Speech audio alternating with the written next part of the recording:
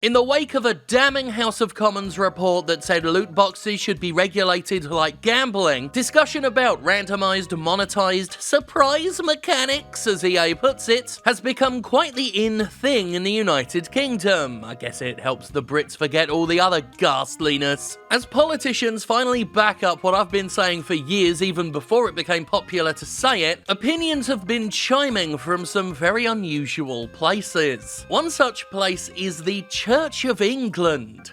Yes, the Church of England, with Dr. Alan Smith, the Bishop of St. Albans and a representative of the church, sharing his agreement that loot boxes should be regulated. Now, the goals of the church and the goals of myself are not really the same in general, but I do believe this story means I get to say that Jesus Christ disapproves of loot boxes, and that's official, and that's not even me saying it, that's the church. Fancy that. After covering loot boxes years ago, back when people were saying I was making mountains out of molehills and didn't know what I was talking about, Jesus Christ himself has descended from heaven to say, Jim Sterling, and I'm talking directly to you, you are absolutely right, you always were, you're the Cassandra of video games. Nobody believes you until it's too late, and then it becomes fashionable to say the things you've been saying and other people get all the glory and credit for it, and I'm not bitter about being cut from the BBC report about loot boxes at all. Anyway, penning an opinion piece for The Telegraph, which in the UK is a news thing, Dr. Alan Smith says video game loot boxes are not innocent toys, but de facto gambling.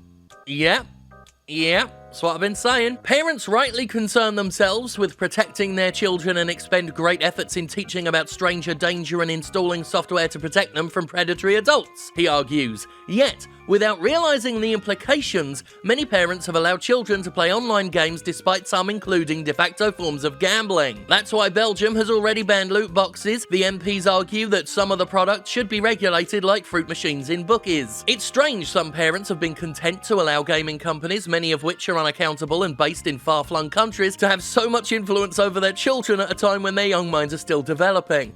Now, I'm going to stop here for a moment. I've got to appreciate the good doctor's rather alarmist tone. And that might sound hypocritical coming from me, someone who does talk with a lot of melodrama in my voice. It's the far-flung countries bit that got me. Your kids are going to get grabbed by spooky foreign companies. But the underlying points are things that, again, I've been saying for years, and it's been validating. It's been very validating. Seeing all this discussion about loot boxes, comparing them quite rightly to gambling because they behave exactly like gambling. It's just very weird to think about when I first started rattling on about them, and subsequently seeing the Bishop of St. Albans rattling on about them. He continues, gambling has been in the spotlight recently. Whatever people think of the ubiquitous adverts or omnipresent bookies on our high streets, everyone agrees children should not gamble. Indeed, it's illegal. However, it's been pointed out that some games are designed to give the same adrenaline rush as online gambling. The MP's report cited a psychologist who argued some features of games are designed to exploit potent psychological mechanisms associated with gambling-like behaviours. Products available to young people are not simple child's play, nor are they always innocent. Loot boxes and skins are a way for commercial enterprises to make large profits, even if that means threatening childhood. That last bit might be over-egging the pudding a little bit, and I'm speaking as someone whose pudding is crammed full of eggs. Gaming platforms must wake up to the reality of the current climate in Parliament. The subtext is very clear: change or there will need to be new legislation. One of the reasons gaming companies have escaped regulation is because the very products we are discussing are developing quickly. Parents have outsourced responsibility to shadowy tech firms as concepts such as loot boxes are all too much to comprehend. This report makes clear that these firms are not guardians of morality or experts in child development. One firm called loot boxes surprise mechanics, but these are not innocent toys. Those are basically the juicy bits of what he said, and yeah, some of this is alarmist even by my standards. I've always said I'm not one of those people who go, won't someone please think of the children? It was enough for me that adults were being preyed upon, but indeed, the argument that a game like FIFA should not be rated PEGI 3, should not be rated as suitable for children when they need so much parental responsibility, is an argument I've increasingly made, especially since Electronic Arts' answer,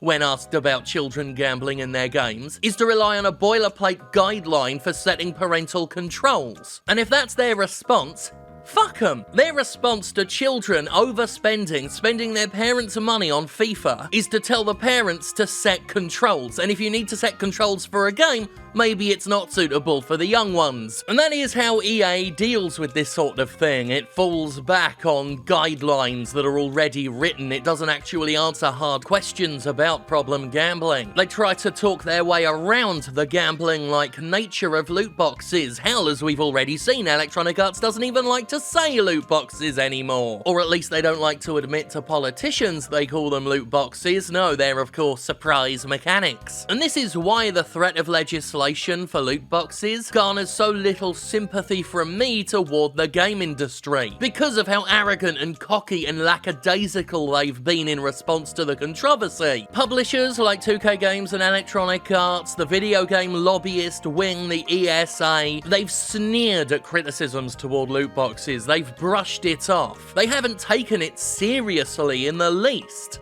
The House of Commons report itself notes that these companies were being willfully obtuse. That's literally what the report said. They said the game industry was not being transparent, was being dishonest when talking to them about loot boxes. Because the so-called AAA game industry is so used to getting away with its bullshit, it's all no need to treat any of this with a degree of seriousness. So fuck 'em. Speaking of the ESA, the Entertainment Software Association, the people behind E3, the people that leaked personal info of thousands of E3 attendees and still hasn't properly made up for it, naturally moaned and whined in the wake of the UK House of Commons report. We take seriously the issues raised in the UK Parliament's Digital Culture, Media and Sport Committee report. No, you don't. You never did. But strongly disagree with its findings. Ooh. As demonstrated by the recent announcement of policies regarding the disclosure of the relative rarity or probability of obtaining virtual items in paid loot boxes, as well as the robust parental controls that empower parents to control in-game purchases, the video game industry is a leader in partnering with parents and players to create enjoyable video game experiences. Why did I choose that voice? The ESA behaves as if disclosing the odds of loot boxes is gonna make all this okay, paying lip service in ways that don't matter and certainly don't impact the way companies sell gambling to their customers. And they go on and on and on about parental controls. I've said it before and I'll say it again. Games rated as suitable for children aged 3 should not need strict parental controls to stop them bankrupting their parents, for God's sake. I don't think parental controls helps the video game industry's case here. It just further reinforces the idea that these games aren't suitable for kids. If I sit some child down in front of Dora the fucking Explorer, I feel I could reasonably not need to look over that child's shoulder to make sure Dora isn't asking them for any fucking money. And I'm sorry, but you can't say the same about FIFA. The mainstream game industry's handling of the loot box controversy has been downright bloody pathetic, which is why I, as someone who warned about coming legislation long before it happened, just couldn't give a flying stuff if game publishers feel threatened now.